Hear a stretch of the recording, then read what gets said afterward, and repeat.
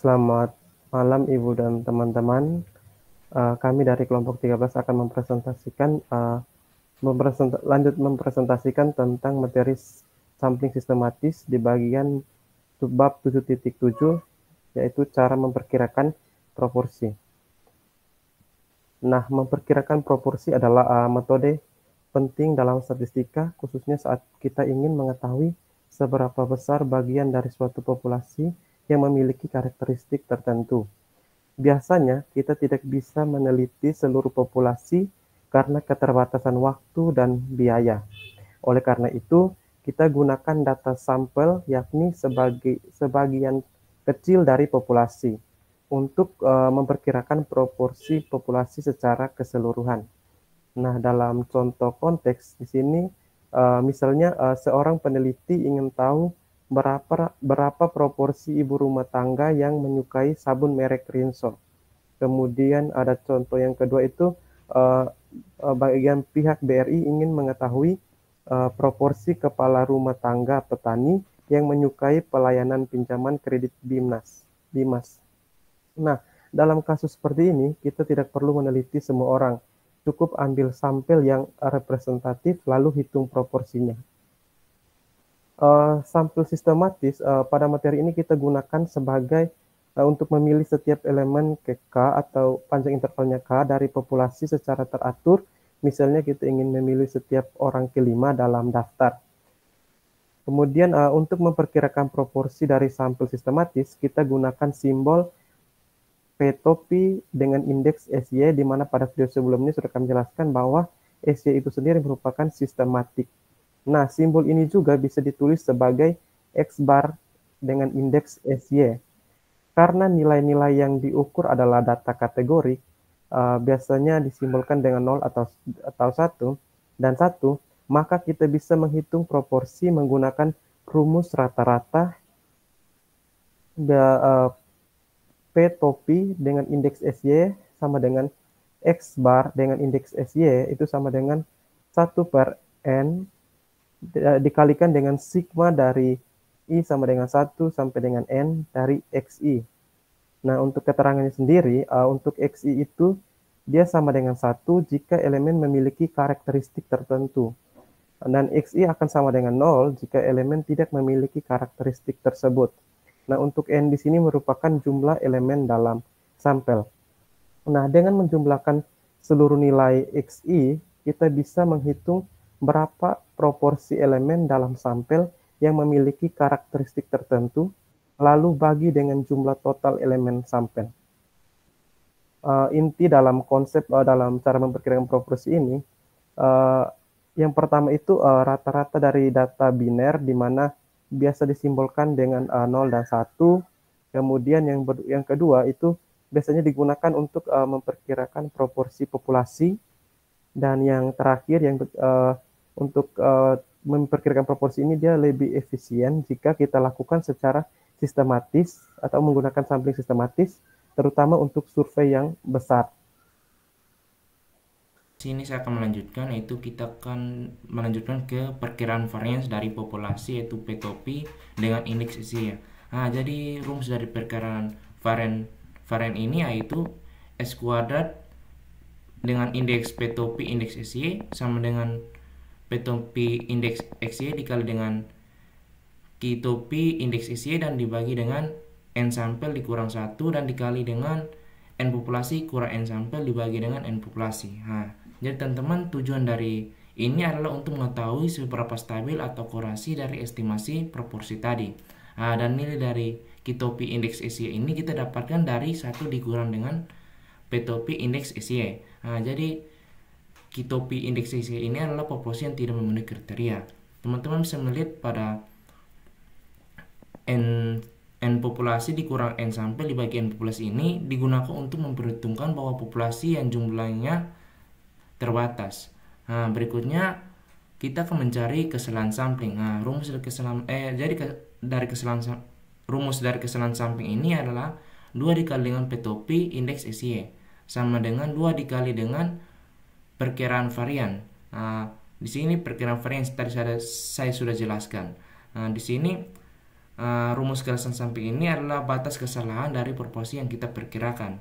Nah, jadi nilai ini penting untuk menyusun interval kepercayaan. Jadi semakin besar ukuran sampel sampel n, maka kesalahan sampingnya akan semakin kecil. Ya, artinya hasil estimasinya lebih akurat. Nah, yang berikutnya, apabila n-nya tidak diketahui, maka faktor koreksi tidak dapat digunakan. Ya, artinya kalau kita tidak tahu ukuran kita populasi, maka bagian dari n total dikurang dengan n sampel dibagi n total dalam rumus varian boleh dihilangkan. Nah, jadi teman-teman, kita bisa simpulkan bahwa meskipun rumusnya mirip dengan sampling AC sederhana, tapi sampling sistematis ini bisa menghasilkan varians yang berbeda tergantung pola data. Kalau dalam populasi ada pola, misalnya urutan yang tidak acak, maka hasilnya bisa bias. Namun jika ada korelasi antara elemen, yaitu rho sama dengan 0, maka varians akan mendekati varians populasi yang sebenarnya.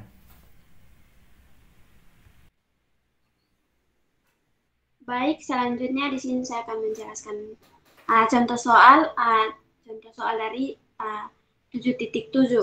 Di sini soalnya seorang peneliti dari Bank Rakyat Indonesia atau BRI ingin mengetahui berapa besar proporsi petani peminjam kredit Dimas yang belum mengembalikan pinjaman tepat waktu.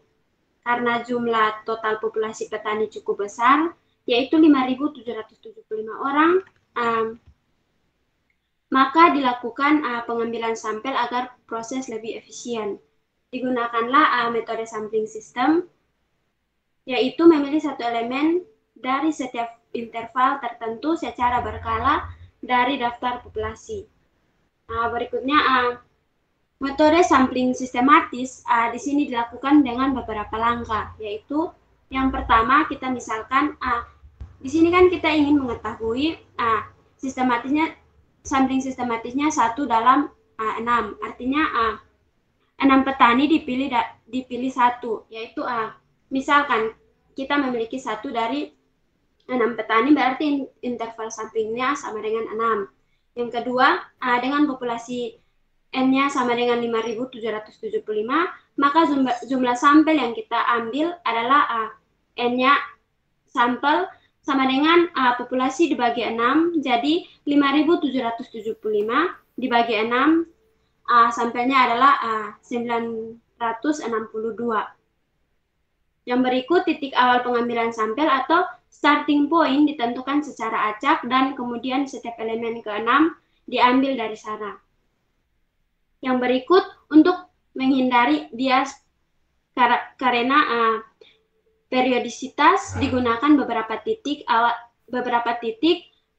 awal acak yang berbeda atau disebut different random starting points.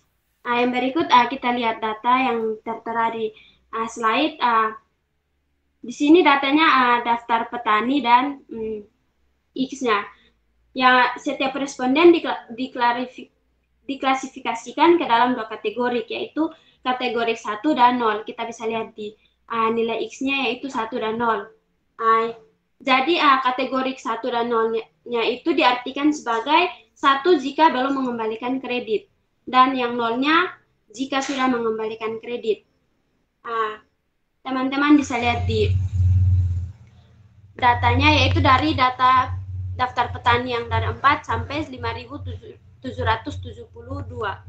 Nah, di sini dari total 962 responden dalam sampel, sebanyak 652 orang memiliki nilai 1, yaitu belum membayar kredit atau belum mengembalikan kredit, sehingga sisanya yaitu 310 orang telah membayar atau mengembalikan kredit. Nah, di sini pertanyaannya itu buat interval perkiraan P, yaitu proporsi petani peminjam kredit yang belum mengembalikan kredit pada waktunya. Baik, di sini saya akan menjelaskan penyelesaian dari contoh soal 7.7. Nah, yang pertama kita ingin mencari interval proporsi petani yang belum membayar kredit. Nah, untuk mencari intervalnya, yang pertama itu kita harus mencari proporsi proporsi yang dimana kita tahu rumus dari proporsi itu adalah 1/n dikali sigma I sama dengan 1 sampai N dikali XI. Nah, N-nya di sini tadi sudah diketahui bahwa N sampelnya itu adalah 962. Dan untuk sigma dari XI itu adalah di sini adalah yang belum membayar kredit itu adalah 652. Sehingga untuk mendapatkan proporsinya itu kita bagi keduanya sehingga kita dapatkan 0,678 yang dimana ketika kita persentasikan itu sebesar 67,8%. Jadi proporsi petani yang belum membayar kredit itu sebesar 67,8%. Nah, oleh karena itu, karena N-nya itu cukup besar dan beberapa titik acak permulaan itu dipilih di dalam memilih sampel yang sistematis, nah kita dapat menganggap bahwa varians dari proporsi itu seperti yang ada di slide, yang dimana saat kita mencari kesalahan sampling, kita gunakan rumus dari 2 kali akar dari varians proporsi, yang dimana kita tahu varians proporsi itu seperti di slide. Nah, 2 di sini karena interval kepercayaannya itu sebesar 95%. Nah, ini mendekati 2, makanya dikali 2. Sehingga kita dapatkan kesalahan samplingnya itu sebesar 0,0275.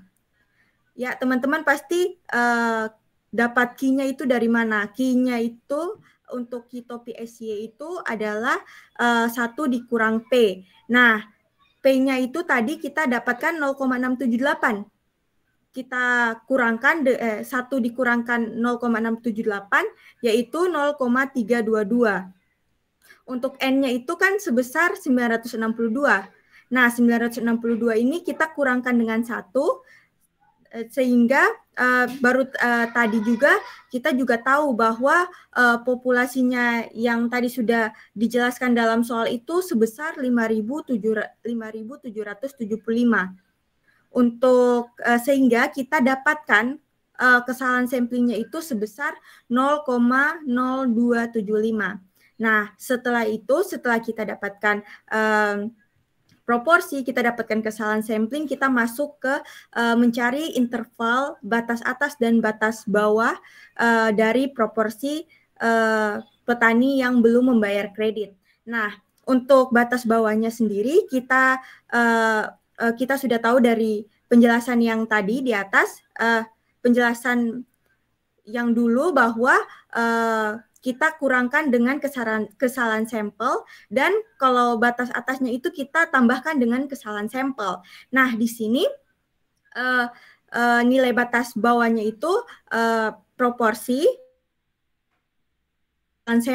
kesalahan sampel. Nah, kita dapatkan hasilnya itu 0,6505 yang dimana kita persentasikan itu menjadi 65,05%. Nah, untuk batas atasnya itu kita dapat 70,55%.